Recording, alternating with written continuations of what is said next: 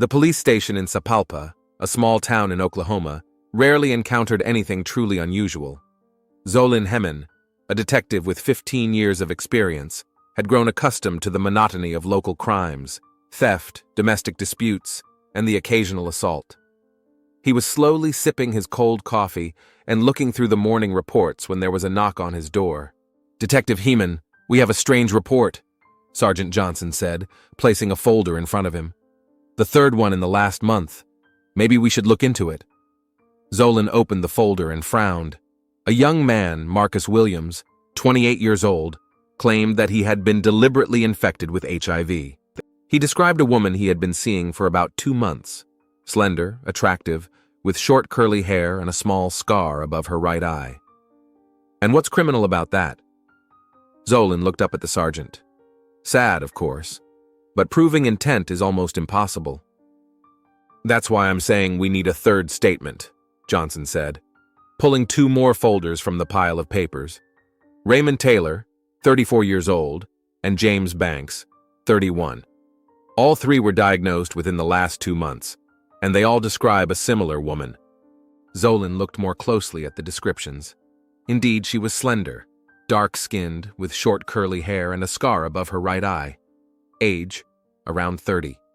The names were different: Tasha, Maria, Nikki, but the descriptions were suspiciously similar. "All right," Zolin gathered the folders. "I'll take care of it." On the other side of town, Morticia Mitchell was finishing her morning shift at St. Joseph's Clinic. She had been working as a nurse in the blood collection department for 7 years, and her colleagues valued her professionalism and calm demeanor. No one suspected the storm raging beneath her outward calm. "Morticia, don't forget the meeting on Friday," the head nurse reminded her as she passed by. "Of course, Miss Jenkins." Morticia smiled her practiced smile, not too wide, warm enough not to raise questions. Leaving the clinic, she headed for her small apartment on the outskirts of Sapalpa. None of her colleagues knew that she had been HIV positive for 15 years. The diagnosis was her closely guarded secret, not out of shame, but because of a plan she had been methodically carrying out for the past 3 years. Upon entering the apartment, Morticia first went to the wall in the bedroom, hidden behind a large mirror. Moving the mirror aside, she opened her wall of vengeance. Photographs of men, names, dates. Some of the photos were crossed out with a red marker. Job done. Others were waiting their turn. Morticia pinned up a new photo. A man in his 40s with a confident smile and an expensive watch. Antonio Jackson, owner of a small construction company. She had met him a week ago at the Blue Jazz Bar and had already seen him twice. They had agreed to have dinner at his place next Friday. "Another one who'll pay," she whispered, running her finger over the photo. At the county medical center, Sheila Hemen, the detective's sister, was reviewing the monthly reports on new HIV cases. As an epidemiologist, she was responsible for tracking infectious diseases in the region, and what she saw worried her. "Dr. Hemen," her assistant peeked into the office, "you asked for statistics for the past 3 years." "Thanks, Tara." Sheila took the folder and immediately opened it. The numbers confirmed her suspicions. Over the past year, the number of new HIV cases among heterosexual men between the ages of 25 and 45 had nearly tripled compared to previous years. And what was even stranger was that most of them lived in Sapalpa or the surrounding areas. Sheila tapped her pen thoughtfully on the table. Such a spike in a small town demanded an explanation. Usually, patterns like this indicated either the presence of several active carriers of the virus or a single person with multiple unprotected contacts. Either way, the situation required attention. She dialed her brother's number. "Zolin? It's Sheila. I have something interesting. Can you stop by after work?" That evening, Zolin sat in his sister's kitchen, looking over the statistics. "And you think this has something to do with my statements?" he asked, sipping his tea. "I don't know." Sheila shrugged. "But the coincidence is too obvious. A sudden increase in HIV cases among a specific demographic, and at the same time, 3 reports of intentional infection. If I were you, I'd start interviewing all the new patients. The problem is that medical records are confidential." Zolin rubbed his nose. "I can't just get a list of all new HIV-positive patients." "No, but I can pass your contact information on to our counselors. They can suggest that patients contact you if they suspect the infection was criminal in nature." Zolan nodded. "That'll help. In the meantime, I'll take care of the 3 who've already come forward. We need to find out if they crossed paths in any way, if they were in the same places." The next day, Zolan met Marcus Williams in a small cafe near the police station.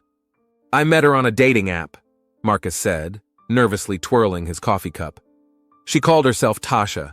We dated for about a month, maybe a little longer. Then she just disappeared, stopped answering my calls, deleted her profile. Can you describe her in more detail?" Zolan opened his notebook. She was slim and pretty, short curly hair, a small scar near her right eye. She said she worked in healthcare, but didn't specify. I didn't think much of it. We didn't really talk about work.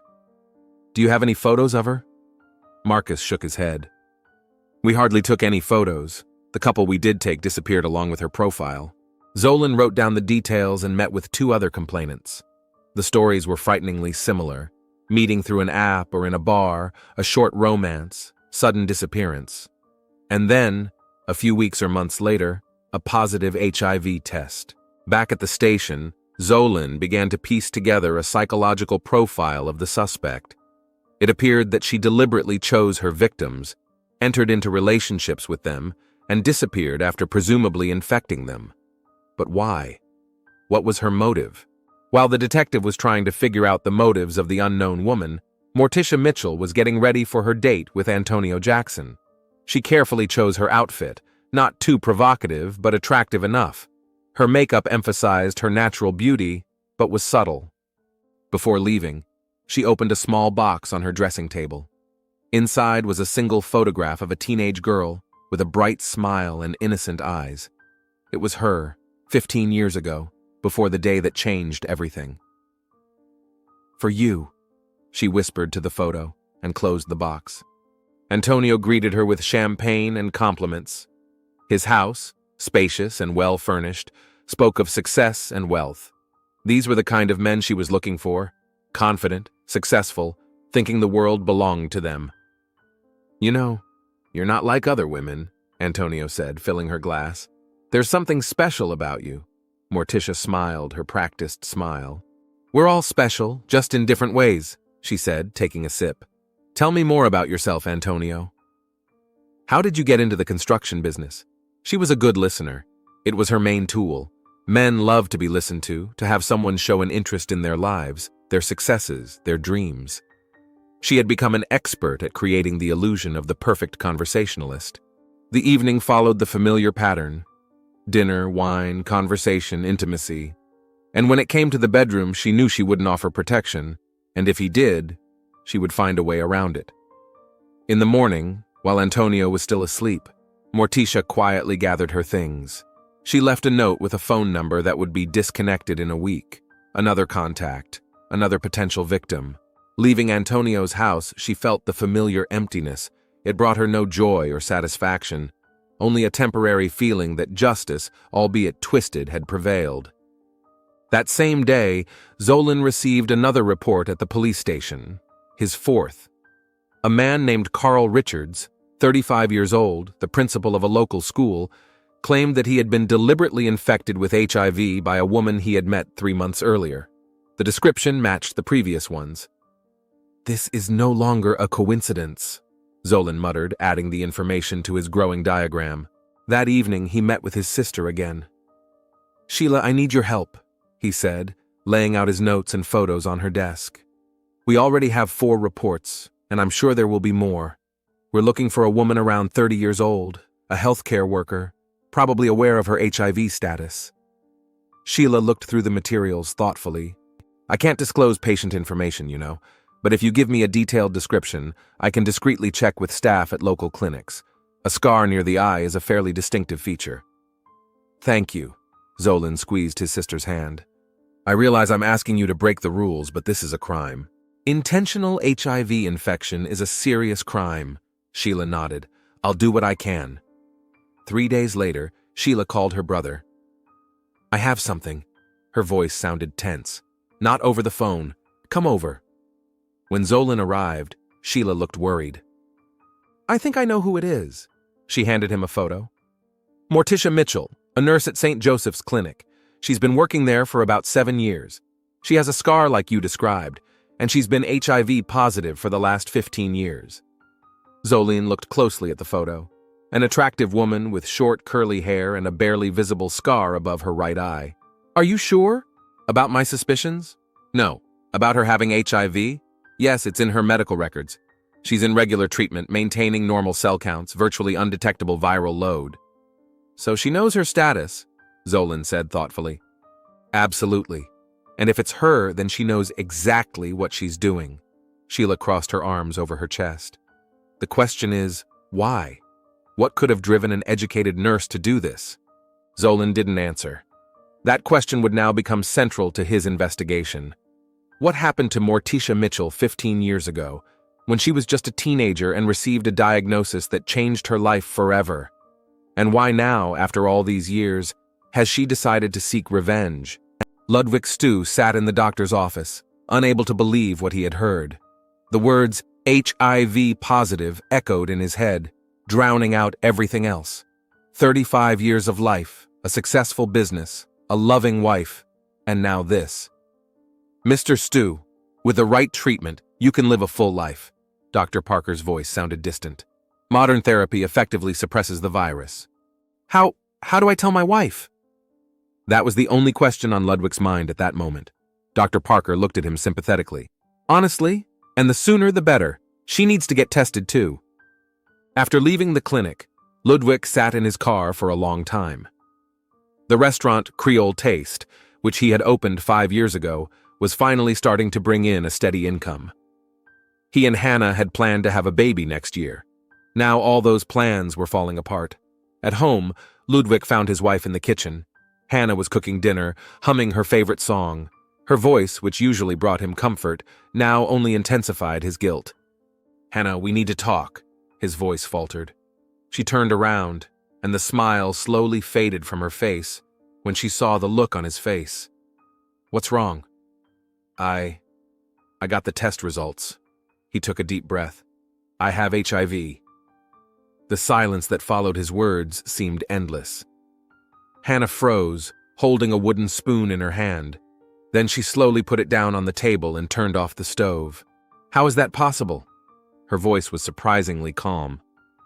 I don't know, Ludwig lowered his eyes. But I must have cheated on you. That's the only explanation. Hannah walked over and sat down opposite him. When? About 2 months ago, a trip to Tulsa for a restaurant conference. Who was she? I don't remember her name. Ludwig ran his hand over his face.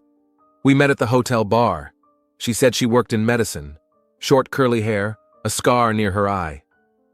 To his surprise, Hannah didn't scream, cry, or threaten to leave. Instead, she took a notepad and a pen. Tell me everything you remember. Every detail. You're not going to leave?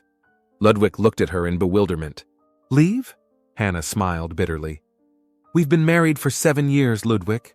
Yes, you made a mistake, a terrible mistake, but I'm not going to abandon you at a time like this. She paused. However, we need to find this woman. If she knew her status and deliberately infected you, that's a crime. Over the next few days, Ludwig and Hannah turned their home into an improvised investigation headquarters. Ludwig tried to remember every detail of that night. The woman's appearance, her words, her mannerisms.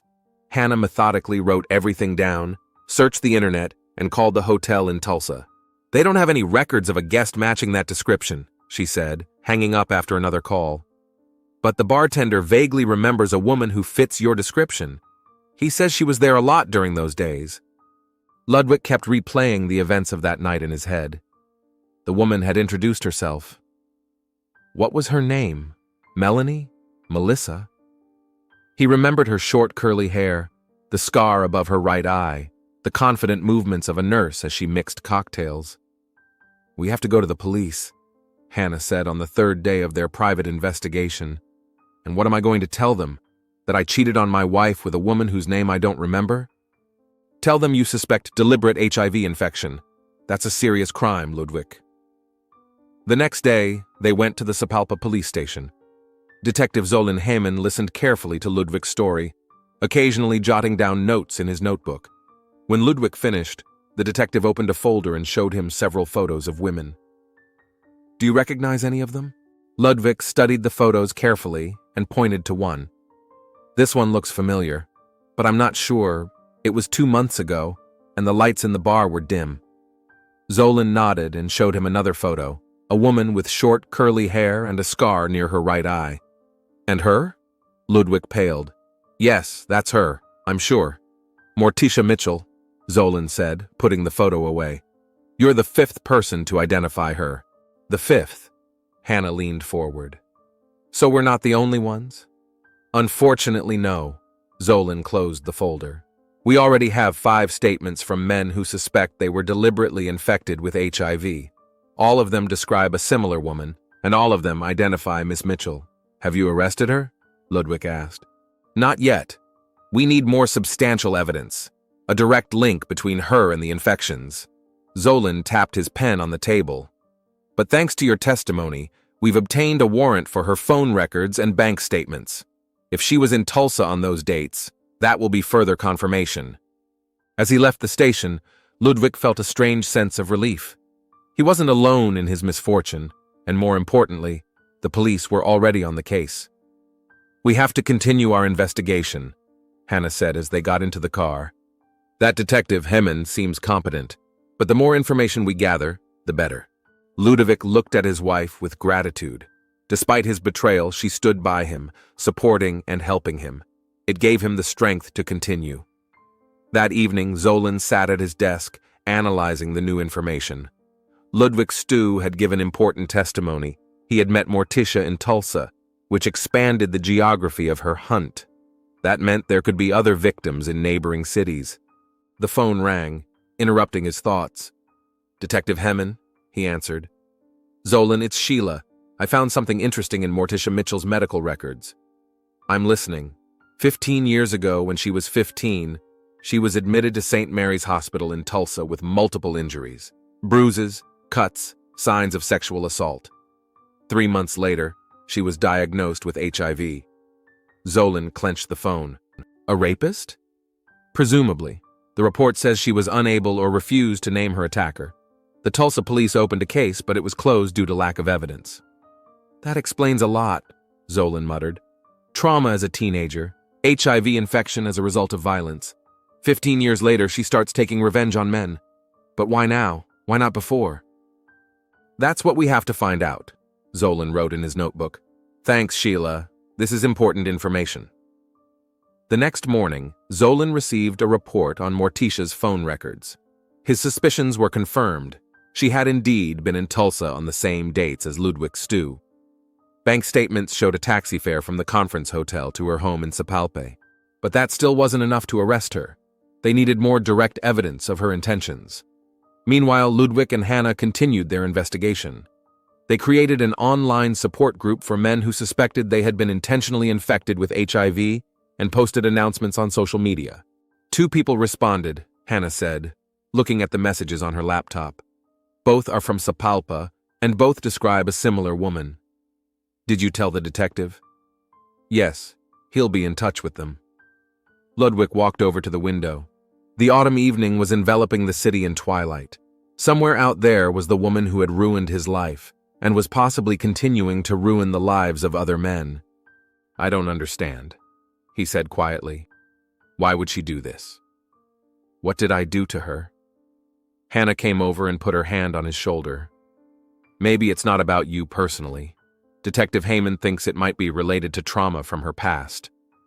"What kind of trauma would justify that?" Ludwig asked bitterly. Hannah didn't answer. She didn't have an answer to that question. In her apartment, Morticia Mitchell was preparing for another outing. Today she planned to visit the Blue Moon Bar on the outskirts of Sapalpa, a place she hadn't hunted yet. As she was choosing an outfit, she heard her cell phone ring. The number was not recognized. "Hello?" she answered cautiously.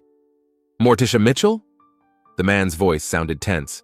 "This is James Banks. We met 3 months ago." Morticia froze. James Banks was one of her first victims in Sapalpa. "I think you have the wrong number," she said in an even voice. "I don't think so," he said, his voice betraying his suppressed rage. I know what you did, and not just to me. I don't understand what you're talking about, Morticia said, trying to remain calm, but her heart was racing. The police are already looking for you. They talked to me. And to others. He paused. But I want to know why. Why me? Morticia slowly sank to the edge of the bed. I repeat, you have the wrong number, she said, and ended the call. Her hands were shaking. They knew. The police knew. How much time did she have left? She walked over to the mirror, behind which her wall of vengeance was hidden. Photos, names, dates. 7 men were already marked in red. Their work was done. 3 more were waiting their turn. She took a photo out of the box, the one where she was 15. A girl with a bright smile and naive eyes, unaware that in a few days her life would change forever. I'm almost done, she whispered to the photos. Just a little bit left. At the police station, Zolan gathered all the available information. 7 reports, all pointing to Morticia Mitchell. Bank and phone records confirmed her presence at the places where the encounters took place, but it was still not enough to arrest her. We need to catch her in the act, he told Sergeant Johnson, or find direct evidence of her intentions. Maybe we could set up surveillance, Johnson suggested. If she's really hunting men, we could catch her in the act. Zolan shook his head. Too risky. We can't put potential victims in danger. Then what? A search warrant for her apartment. If she's planning her actions, there may be evidence there.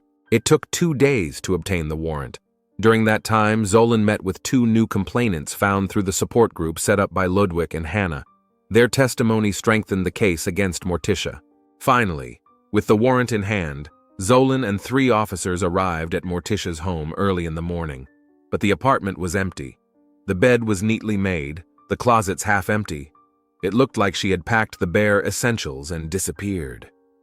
Damn, Zolan muttered as he surveyed the apartment. She knew we were coming. But then he noticed the mirror in the bedroom. Something was wrong with it. It seemed too massive for the wall it hung on. Zolan carefully pulled on the edge of the mirror, and it slid away, revealing a wall covered with photographs, names, and dates. My God, Sergeant Johnson breathed, standing nearby.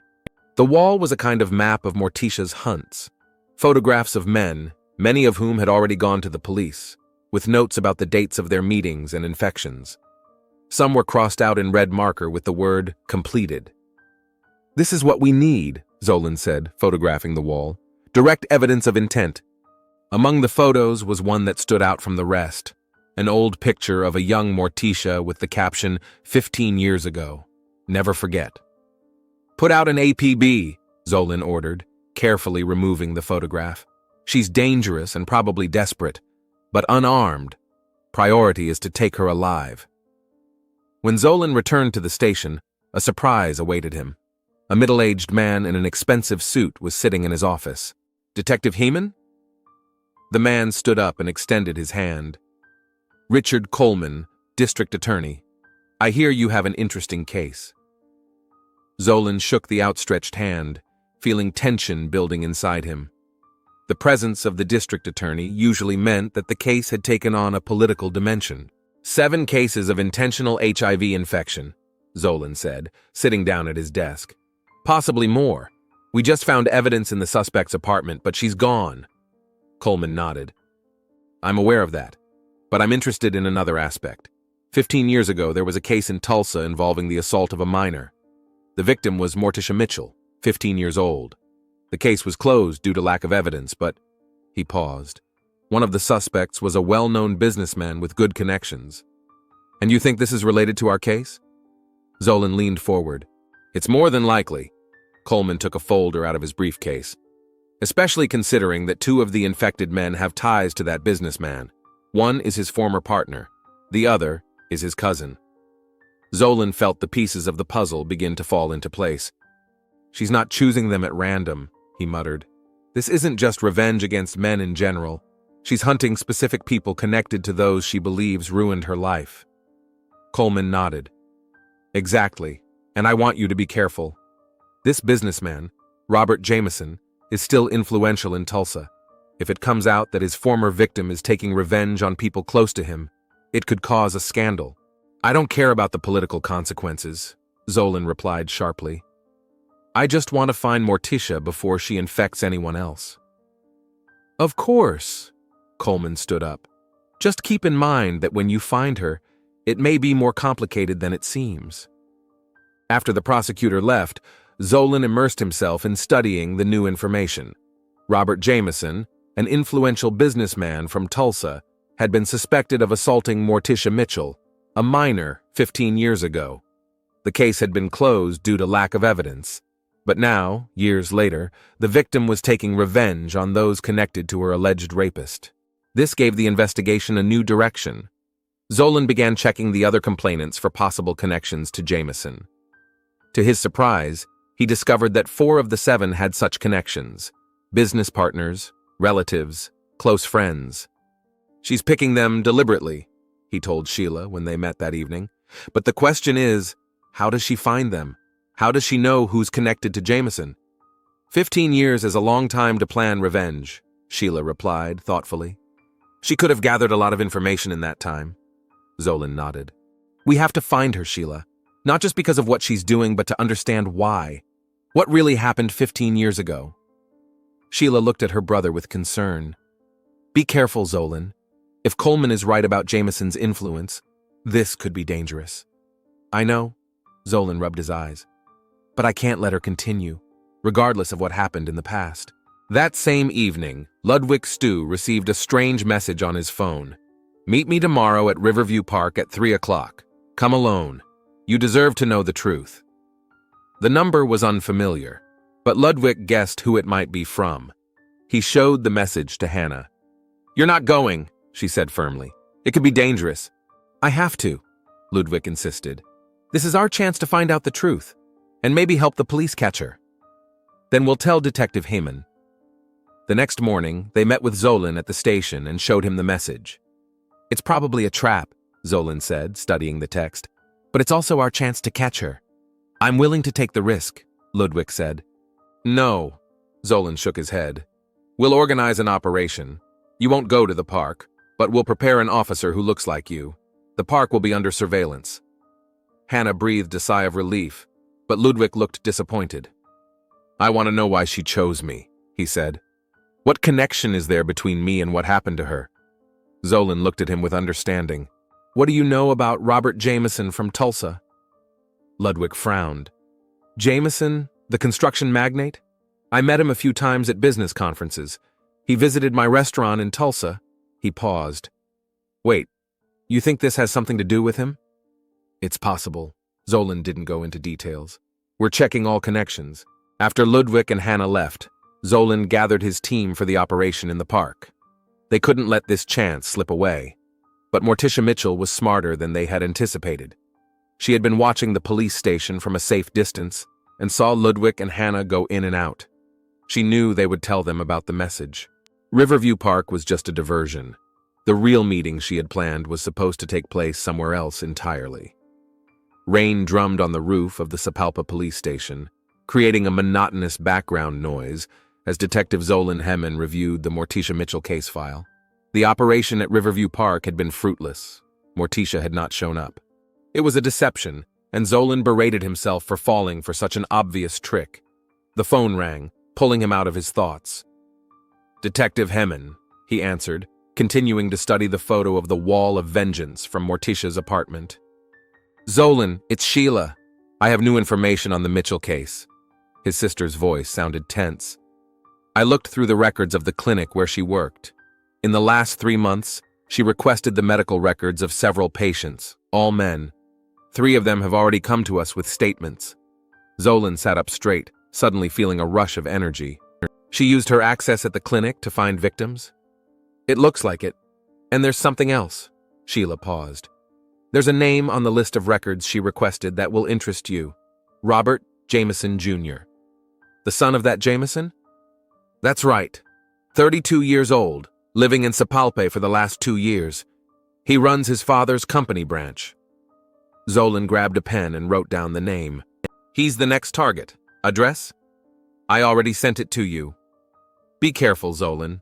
After hanging up, the detective immediately gave orders to put Jameson Jr.'s house under surveillance. If Morticia was following her usual pattern, she should already have made contact with him. This could be their chance to catch her red-handed. At the same time, on the other side of town, Ludwig Stu was reviewing his business contacts. After talking to Detective Hemmen, he began searching for any connection to Robert Jameson. He found more than he expected. "Hannah, look at this," he called to his wife, pointing to his laptop screen. "A restaurant conference in Tulsa, where I met that woman. The main sponsor was Jameson Development." Hannah leaned over the screen, studying the information. "You don't think it's a coincidence? She chose you because of your connection to Jameson?" "It looks that way." Ludwig scrolled down the page.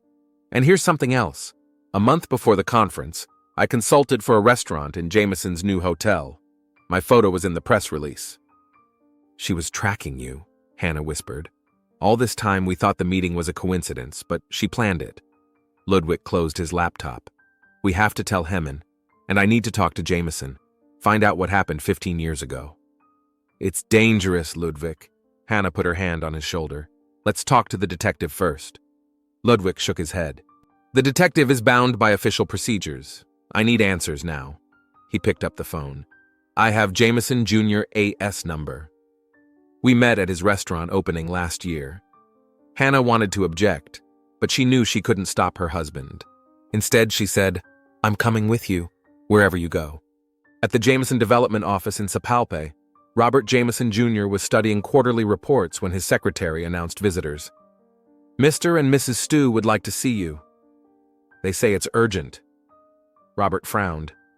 He vaguely remembered Ludwig Stu, the owner of the Creole restaurant where he sometimes had lunch.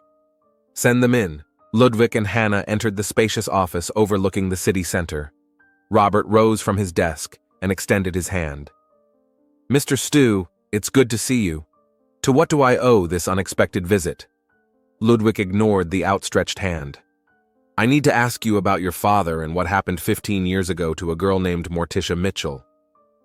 The smile slowly faded from Robert's face. He lowered his hand and returned to the table. "I don't understand what you're talking about." His voice became cold. "And I don't see how this has anything to do with business." "It has to do with my health." Ludwig moved closer to the table. "I'm HIV positive. I was infected by a woman who, as it turns out, deliberately targets men connected to your father." Robert turned pale. "Get out," he ordered his secretary, who was still standing in the doorway.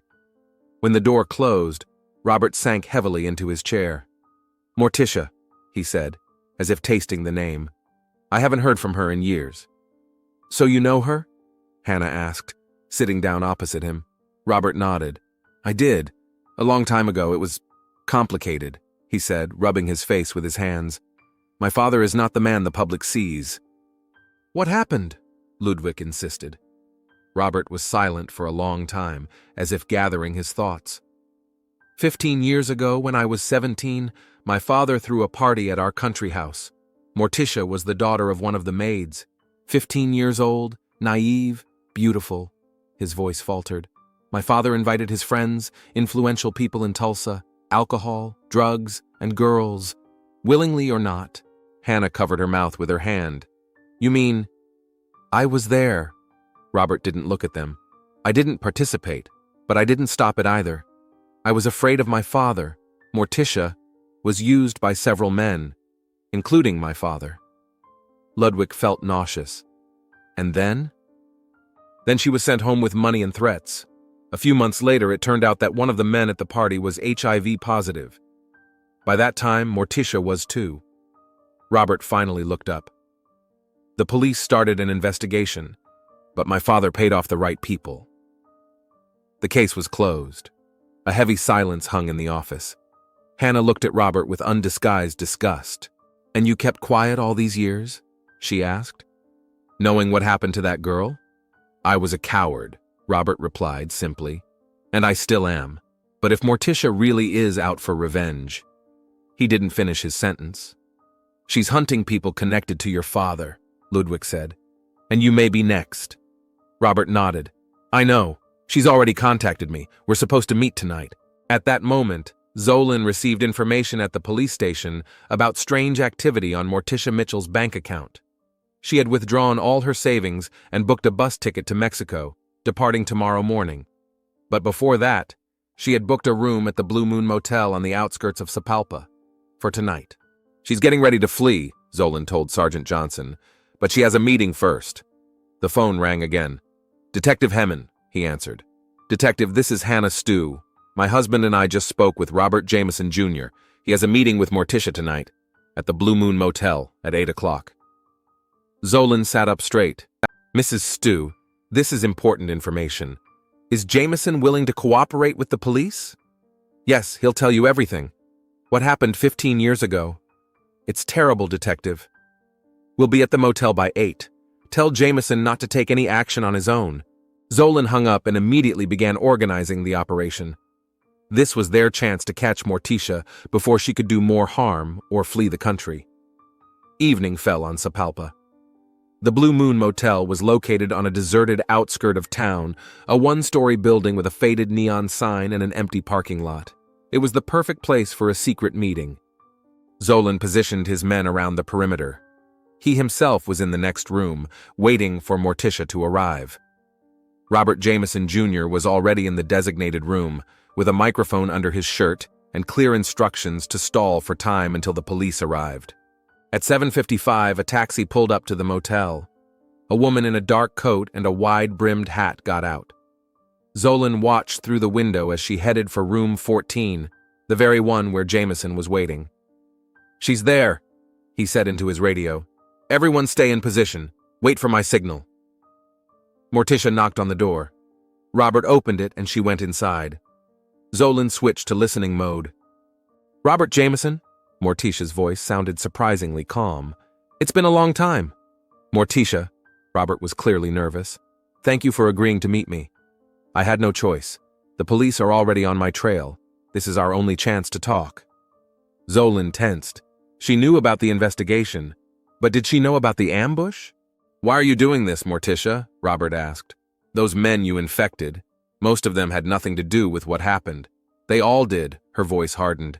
Your father ruined my life, not just him, but all those men at the party, and you stood by and did nothing. I was a kid scared of my father. I was 15, Robert. Her voice trembled. 15 years old when I was raped by 6 men, including your father, when I was infected with HIV and threatened with harm to my family if I told the truth. The room fell silent. I know, Robert finally said, and I've lived with that guilt for 15 years. Every day I remembered your face when you came out of that room, broken, destroyed. But you went on living, Morticia said bitterly. I continued to work for my father, to use his money, his connections. I tried to make amends in other ways. Robert's voice sounded almost pleading. Charity, helping victims of violence. Nothing can make up for what was done to me, Morticia cut him off. You know what the worst part is? It's not the abuse, it's not the illness. It's that there is no justice. People like your father never face consequences. Zolan listened, feeling a heaviness growing inside him. Morticia's story was terrible, but it didn't justify her actions. So you decided to create your own justice? Robert asked. By infecting innocent men? Innocent? Morticia laughed bitterly. Ludwig Stew, who helped your father launder money through his restaurant. James Banks, who intimidated witnesses in the sexual assault case your father covered up 3 years ago? Carl Richards, who allowed your father to use school facilities to meet with underage girls? They're all part of this system, Robert. They're all guilty. Zolan froze. This was new information. If Morticia was telling the truth, all of her victims were connected not just to Jameson, but to his crimes. And you, Robert? Morticia continued. Do you think I came here to infect you? No. I came here to make you confess. Publicly. Tell the whole truth about your father, about that night, about everything. That's impossible, Robert whispered. He'll destroy me. Then I'll destroy you, Morticia said coldly. Not with a disease, with the truth. Zolan decided it was time to intervene. He gave a signal on his radio, and a moment later the door burst open with a crash. Police! Don't move! Officers stormed into the room, weapons at the ready. Morticia didn't resist. She stood in the middle of the room, calm and collected, as Zolan handcuffed her. Morticia Mitchell, You are under arrest on suspicion of deliberately infecting several people with HIV, he said in an official tone. She looked at him with a slight smile. I knew you would come, Detective. That's why I arranged this meeting, so that the truth would finally come out. 3 months later, Morticia Mitchell's trial became the most talked about trial in Oklahoma history, thanks to the testimony of Robert Jamison Jr., who finally found the courage to tell the truth. An investigation was launched against his father and the other men who had been present at that ill-fated party 15 years earlier. Ludwig Stu was present at every hearing. His connection to Jamison Sr.'s criminal activities turned out to be minimal. He had indeed helped with financial transactions, but was unaware of their illegal nature. Nevertheless, he felt indirectly guilty. On the last day of the trial, before the verdict was handed down, Morticia was given the last word. I'm not asking for forgiveness for what I did, she began, standing before the court. I regret the pain I caused, but not the actions themselves. For 15 years, I lived with an illness I didn't deserve, with trauma that no one acknowledged, with anger that had no outlet. She paused. The system failed me. When I was 15, the police, the courts, society, everyone turned their backs on me because my rapists were rich and powerful. I created my own justice. It was wrong and distorted, but it was the only justice available to me. The courtroom was silent. Zolan Heyman, sitting in the front row, couldn't take his eyes off the woman whose story had turned his understanding of justice upside down. I'm not a monster, Morticia continued. I'm a victim who turned into an avenger because I was left with no other choice. And if my punishment means that the real criminals will finally be held accountable for their actions, I will accept it with peace in my heart. The court sentenced Morticia to 15 years in prison, 1 year for each year of her own suffering, as journalists noted. But the case did not end there. Robert Jamison Sr. was arrested on charges of statutory rape, bribery of public officials, and obstruction of justice.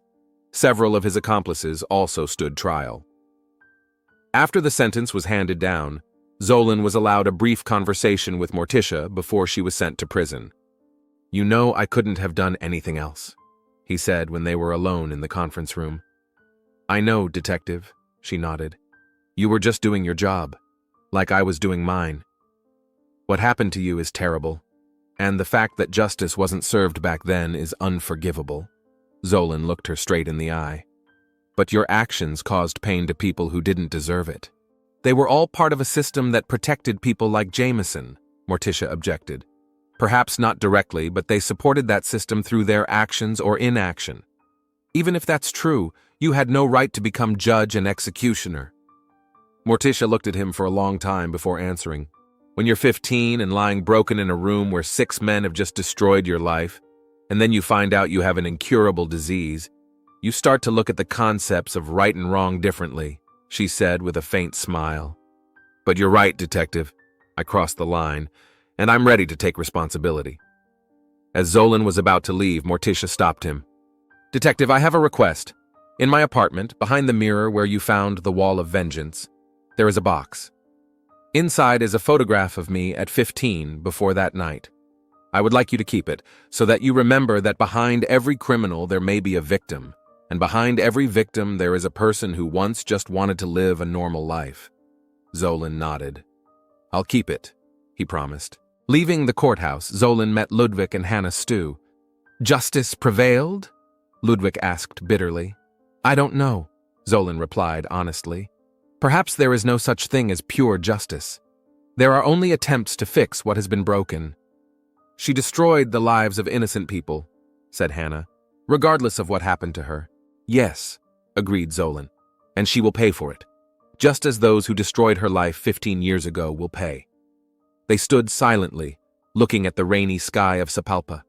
The city, which seemed so ordinary, hid stories of pain, betrayal, and revenge that most of its inhabitants would never know. What are you going to do now? Zolan asked Ludwig. Live, he replied simply, taking his wife's hand. That's all we can do.